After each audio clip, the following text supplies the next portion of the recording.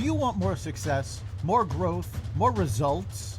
Then it's time for the Boundless Success Accelerator from the Modern Observer Group. This isn't your average coaching program. It's where top performers come to dominate.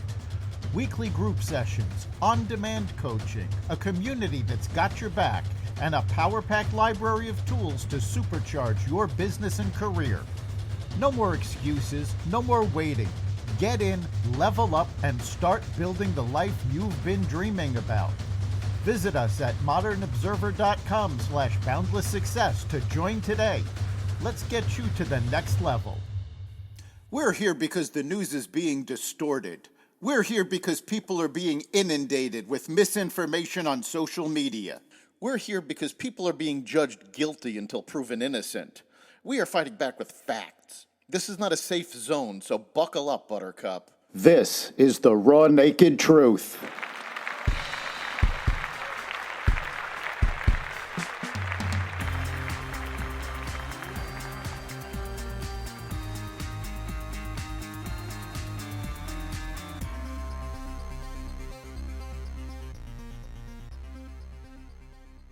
Trump declares tariffs.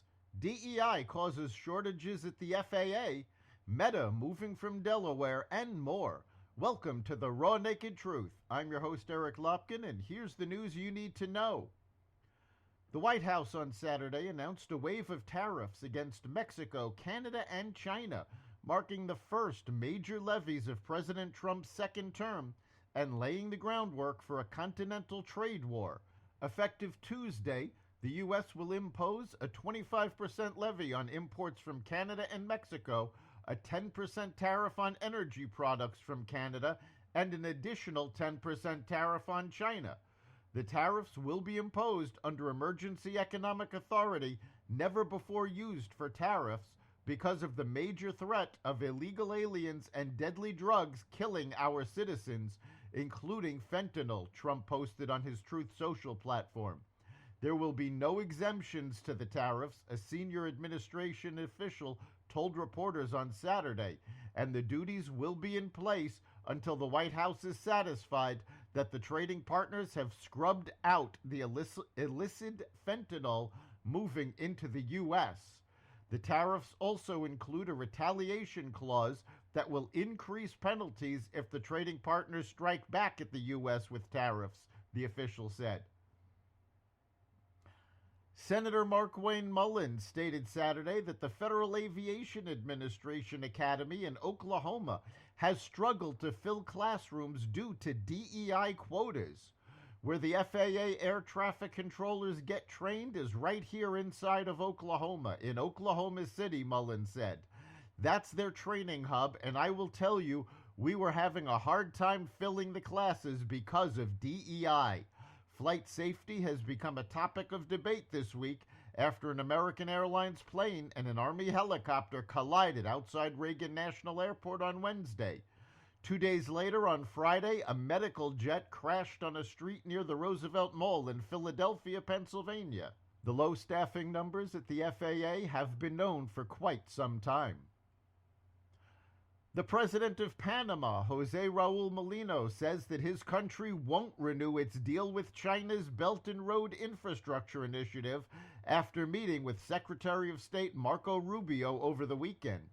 Last month, Trump threatened to take back the U.S.-built Panama Canal using military force if necessary, citing fears of growing Chinese influence over the strategically important waterway.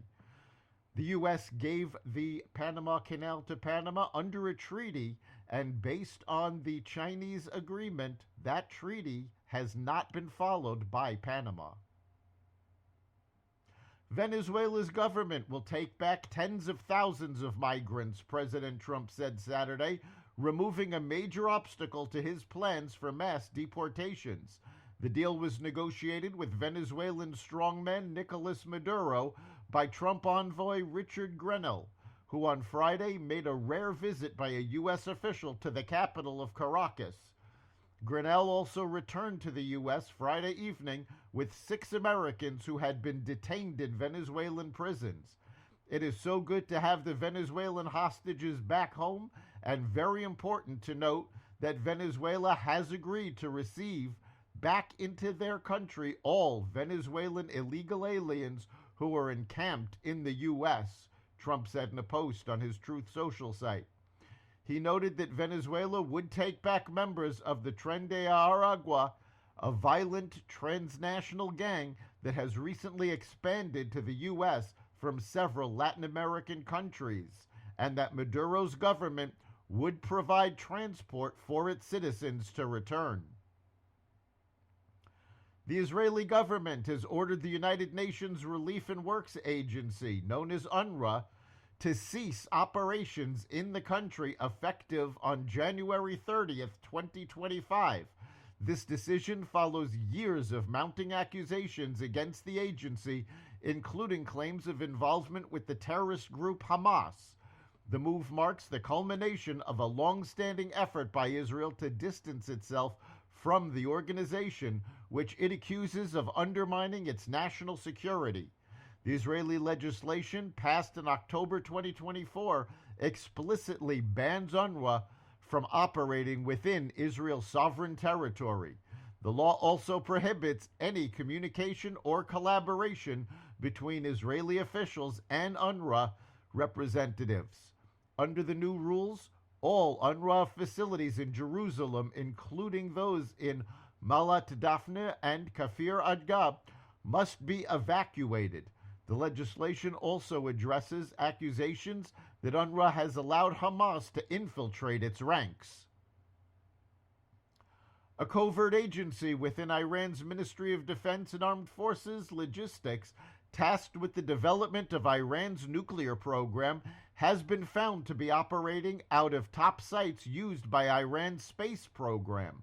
Iran has hidden elements of its nuclear development program under the guise of commercial enterprises, and it has been suspected of using its space program to develop technologies that could be applied to its nuclear weapons program. Reporters learned that, according to information obtained by sources embedded in the Iranian regime, evidence collected over several months shows that Iran's chief nuclear development agency, the Organization of Defensive Innovation and Research, has been operating out of 2 locations previously recognized as space development and launch sites. Meta CEO Mark Zuckerberg is now considering moving Meta's incorporation out of Delaware.